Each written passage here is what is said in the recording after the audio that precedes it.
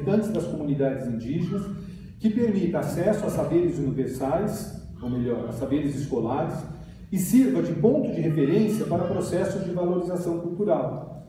Passado o momento de absorção de uma instituição tipicamente externa, o que se assiste hoje em várias regiões do Brasil é um processo de dar uma feição indígena à instituição escolar nas aldeias, processo que ainda não encontrou bom termo, a não ser em algumas situações específicas. E aí, concluindo mesmo. Outro ponto sobre o qual parece haver um total consenso é de que processos escolares devem ser conduzidos pelos próprios índios, membros das respectivas comunidades onde a escola esteja inserida. Para tanto, professores indígenas têm sido formados para atuarem nas escolas das aldeias a partir de diferentes programas de formação, primeiro alavancado por essas organizações da sociedade civil e hoje assumidos em muitos estados pelas secretarias estaduais de educação. Muitas discussões têm ocorrido em todo o Brasil no sentido de se definir um currículo para esse magistério intercultural, a partir da realidade de cada segmento de professores indígenas em formação.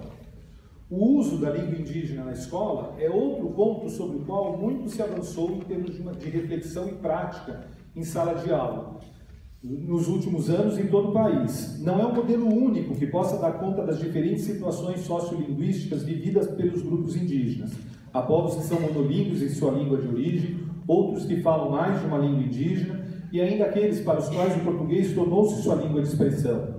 É sabido que muitas línguas indígenas hoje no Brasil correm o risco de desaparecer, principalmente quando poucos são os falantes daquela língua, ou quando os pais não mais se comunicam com os filhos usando sua língua materna. A escola indígena pode ter um papel importante na manutenção e valorização das línguas indígenas, ao possibilitar a escrita dessas línguas e criar novos contextos de uso. E têm sido muito ricas as experiências nesse sentido em todo o país.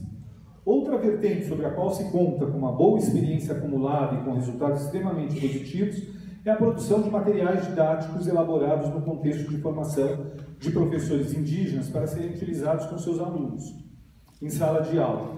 Cartilhas, livros em diferentes áreas do conhecimento, coletâneas de mitos e de histórias, dicionários, mapas e atlas, cartazes e jogos estão sendo produzidos a partir de processos de pesquisa em português e em muitas línguas indígenas, baseados em diferentes concepções pedagógicas. Assim, foi se firmando algumas ideias e práticas que balizam esse novo modelo de escola. Não um modelo único, mas muitos modelos de escola, pautados com índios como professores e gestores de suas escolas, com calendários escolares, materiais didáticos próprios e currículos específicos. E todo um conjunto de normas e leis foi elaborado nos últimos anos, dando acolhida a tais iniciativas, configurando uma legislação avançada que, para muitas situações, permanece como de vanguarda face a práticas ainda obsoletas e que não dialogam com o momento atual. Nesses últimos anos, a reivindicação por uma escola indígena tornou-se uma das principais bandeiras de luta do movimento indígena. Essa reivindicação está ancorada na proposta de que a escola diferenciada pode permitir uma melhor interlocução com o mundo de fora das aldeias, ao mesmo tempo em que valoriza e sistematiza conhecimentos tradicionais e servindo como um instrumento para a construção de projetos autônomos de futuro para essas comunidades.